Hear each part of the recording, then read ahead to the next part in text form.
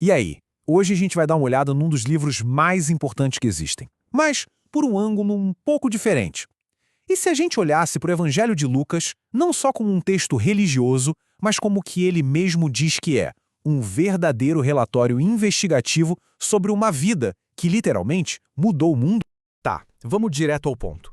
Já existiam outros relatos sobre a vida de Jesus, certo? Então, para que mais um? Por que o Lucas sentiu que precisava escrever a versão dele? O que ele tinha de novo para contar? A resposta, olha só, está nos números. Enquanto os outros evangelhos têm muito material em comum, o de Lucas é quase 60% exclusivo. Pensa bem, quase 2/3 do livro são histórias e ensinamentos que a gente não acha em nenhum outro lugar. Só isso já faz valer a pena investigar, né? E aqui vem a primeira surpresa. Muita gente acha que o autor era um dos discípulos, mas não. Ele não andou com Jesus, não viu os milagres de perto. E isso, por mais estranho que pareça, pode ser o grande trunfo dele. Porque ele não aborda o assunto como um fã, mas sim como um investigador. Então, quem é esse cara? Quem era esse investigador? Bem, tudo indica que era Lucas, o médico, o que já sugere uma mente bem detalhista, analítica. Ele também era historiador, companheiro de viagem do apóstolo Paulo e, olha que impressionante, escreveu sozinho mais de 1/4 de todo o Novo Testamento. Ele não era qualquer um, não. Era um escritor de peso e muito respeitado. E o mais legal é que isso nos leva para o que ele mesmo escreveu. Lucas não chega falando que teve uma visão divina ou algo assim. Não. Ele diz que fez uma acurada investigação, que ele conversou com testemunhas oculares e organizou tudo num relato ordenado. O objetivo dele era clareza, era apresentar os fatos de uma forma confiável. Ok. Então, se o método dele foi investigar, qual foi a grande descoberta? O que ele encontrou? Ele encontrou uma mensagem tão radical, mas tão radical, que virava o mundo de ponta cabeça. Ele chama isso de o reino de Deus. E a ideia central é essa aqui. Lucas mostra um reino onde os valores são totalmente invertidos, sabe? Onde o nosso mundo valoriza poder, esse reino valoriza o serviço. Onde o mundo corre atrás de status, o reino exalta a humildade. E onde o mundo quer acumular riqueza, o reino pratica uma generosidade radical. É o oposto de tudo.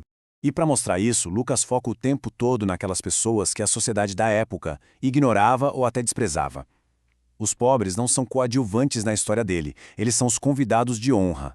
As mulheres, que naquele tempo o testemunho delas nem valia muito, aqui são figuras centrais. Inimigos, traidores, gente excluída, são eles os heróis inesperados da narrativa. Quer ver isso na prática? Pense em duas das parábolas mais famosas que existem. A do bom samaritano, onde o herói é justamente um inimigo odiado, e a do filho pródigo, onde o filho que fez tudo errado ganha uma festa, e o irmão certinho fica de fora reclamando. As duas só existem no livro de Lucas, e são exemplos perfeitos desse tal reino de ponta cabeça. Certo, é uma mensagem bonita, sem dúvida. Mas o investigador não se contenta só com uma boa história, né? A pergunta é, Lucas está relatando fatos históricos de verdade ou só escrevendo uma ficção para inspirar as pessoas? Olha, fontes de fora da Bíblia confirmam os pontos principais.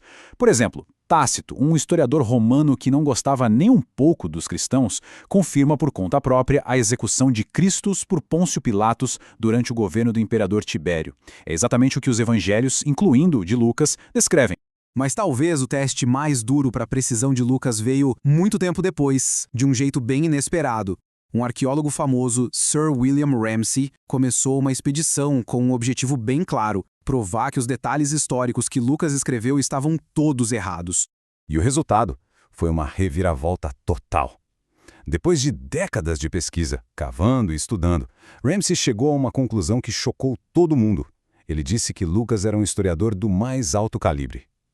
Cada detalhe que os críticos duvidavam, nome de governante, título de oficial, fronteira de província, tudo foi sendo confirmado pelas descobertas arqueológicas dele. Então, resumindo, o que a gente tem até agora? Um relato de um investigador super cuidadoso, com uma mensagem radical e com uma base histórica bem sólida. Mas qual era o objetivo final de Lucas? Para quem ele estava escrevendo tudo isso? E aqui vem outra parte muito interessante. A história que a gente lê no Evangelho de Lucas é, na verdade, só a primeira parte. Pensa nisso como o primeiro filme de uma saga de 2 volumes. Exatamente. O segundo livro de Lucas, conhecido como Atos dos Apóstolos, começa exatamente de onde o Evangelho termina. E juntos, os dois livros contam uma única e grande história, como a vida de um homem, numa província esquecida do mundo, deu início a um movimento global que se espalhou por todo o Império Romano e foi muito além. E o grande propósito de Lucas talvez esteja num detalhe que muita gente deixa passar.